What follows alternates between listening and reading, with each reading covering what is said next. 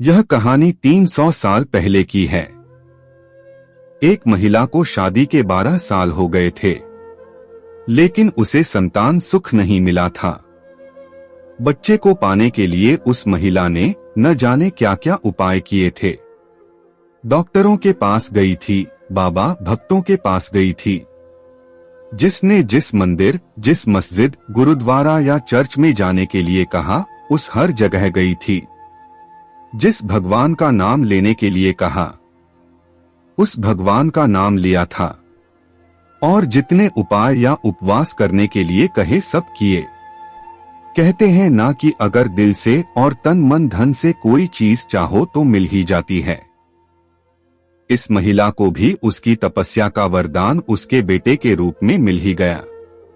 12 सालों की दुख, दर्द और पीड़ा अपने बेटे का चेहरा देखते ही सुख, खुशी और संतुष्टि में बदल गया।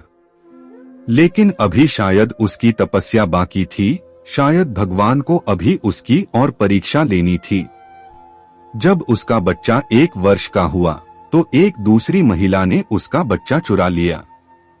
सोचिए उस माँ की मनस्थिति क्या होगी, जिसने दुनिया में सबसे ज्यादा जिस बच्चे के लिए अपनी जिंदगी जी थी, उससे उसका बच्चा ही छीन गया। उसे ऐसा लगा जैसे किसी ने उसका बच्चा नहीं, उसके शरीर से उसकी आत्मा ही चुरा ली हो।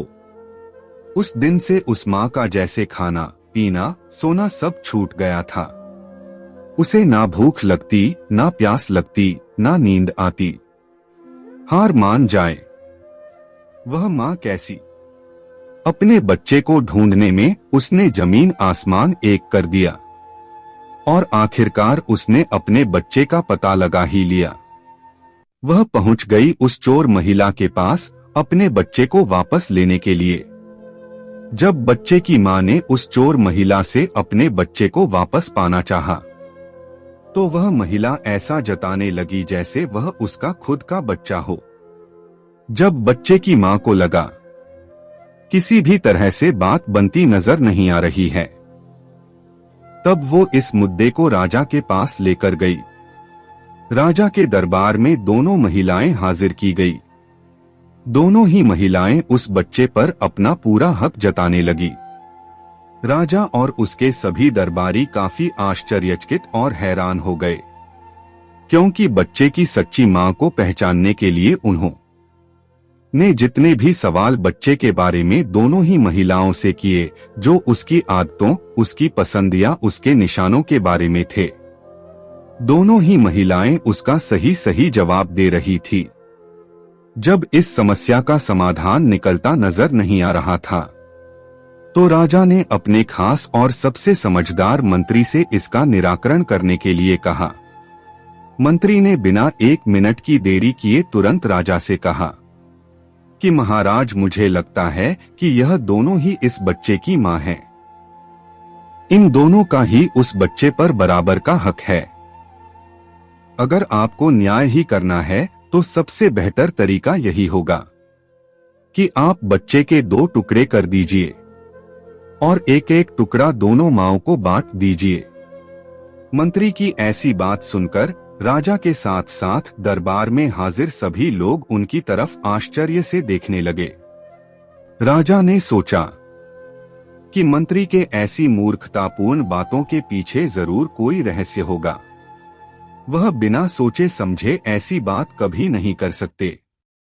राजा ने तुरंत अपने सिपाहियों से कहा कि मंत्री की बात पर अमल किया जाए और इस बच्चे के 2 टुकड़े कर दिए जाएं। बच्चे की असली मां ने यह फैसला सुनते ही राजा के पैर पकड़ लिए और बोली, महाराज, मुझ पर इतना जुल्म मत कीजिए। आप चाहे तो बच्चे को उस महिला को दे दीजिए, लेकिन उसके 2 टुकड़े कर मत मारिए। मेरा बच्चा मेरे पास नहीं रहा तो चलेगा, इस दुनिया में तो रहेगा।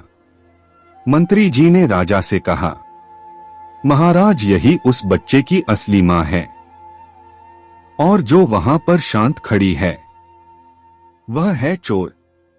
राजा ने तुरंत उस बच्चे को उसके असली मां को सौंपने के लिए कहा और उस चोर महिला को फांसी की सजा सुनाई।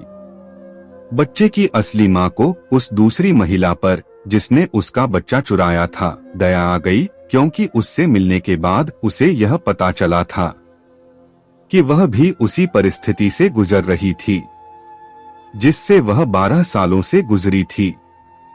इस महिला ने अपने बांझपन के चलते अपनी गोद भरने के लिए उस बच्चे को चुराया था और चुराने के बाद भी वह उस बच्चे को अपने खुद के बेटे की तरह प्यार करती थी।